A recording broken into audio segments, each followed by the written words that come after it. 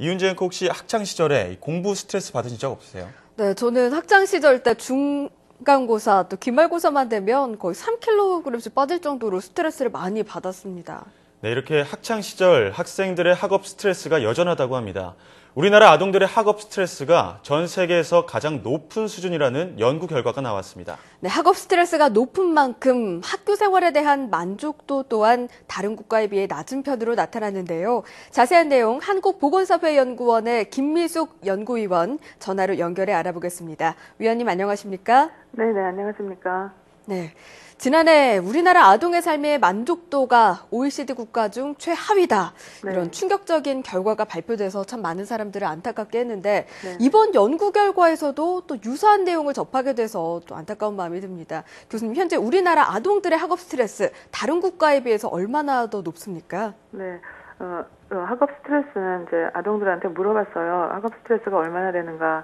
그랬을 때 스트레스가 많다와 매우 많다의 비율인데요.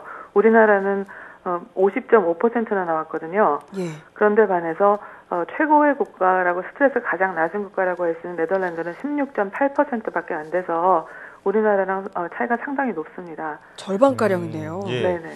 네덜란드가 16% 그리고 우리나라가 50.5% 학업 스트레스를 받고 있다라고 말씀을 해주셨는데 네. 그렇게 봤을 때 우리나라 아동 둘 중 한 명이 학업으로 인해 스트레스를 받고 있다고 볼 수 있겠는데요. 네. 상당히 심각한 수준인 것 같습니다. 네. 이 학업 스트레스를 많이 받으면 학교 생활이 즐겁지 않거나 부담으로 다가오는 경우도 많을 것 같은데요. 네. 학교 생활에 대한 만족도는 어떻게 나타났나요? 네, 학교 생활 만족도는 저희가 학교 생활을 정말 만족한다. 그 아동의 비율인데 우리나라 아동은 100명 중에 18명 정도밖에 안 돼서 예. 핀란드가 15명 정도밖에 안 되는 것보다는 조금 높지만 다른 나라는 뭐 미국 30%, 아일랜드 뭐 43%와 비교하면은 정말 적은 숫자만이 학교에 대해서 만족하고 있는 것으로 나타났습니다. 네, 매일 가는 학교에 대한 만족도가 낮다니 참 안타까운데 예. 그런데 우리나라 아동들의 학업 스트레스와 삶의 만족도 같은 정신적인 부분에서는 좀 부정적이었지만 네. 반대로 신체 건강 측면에서는 긍정적인 결과가 나왔다고요? 굉장히 특이한 현상인데요. 본인이 생각할 때 얼마나 건강하다고 생각하는가 했을 때 건강하지 않다는 비율이 2.6%밖에 안 됐고요. 예. 또 신체 증상, 뭐 머리가 아프거나 뭐 허리가 아프거나 이런 8가지 증상은 어떤가 봤을 때도 증상이 있다는 비율이 4.6%밖에 안 돼서 OECD 국가 30개 국가가 비교했을 때 우리나라 아동의 그 신체적 건강 인지도는 1위로 나왔습니다. 가장 그 인지도가 낮은 걸로 나왔습니다. 예. 네, 참 특이한 결과인 것 같은데요. 네네. 그렇다면 이렇게 삶의 만족도와 학업 스트레스 그리고 건강 상태가 상반되게 나타난 원인은 무엇이라고 보시나요? 제 생각에는 뭐 더 분석을 해봐야 되겠지만 우리나라 아동들이 또 성인도 마찬가지고요. 예. 신체적인 고통에 대해서 인내력이 높다라는 그런 측면이 하나 있을 것 같고 다른 한 측면은 건강에 대한 그 인지도가 낮은 것이 아닌가.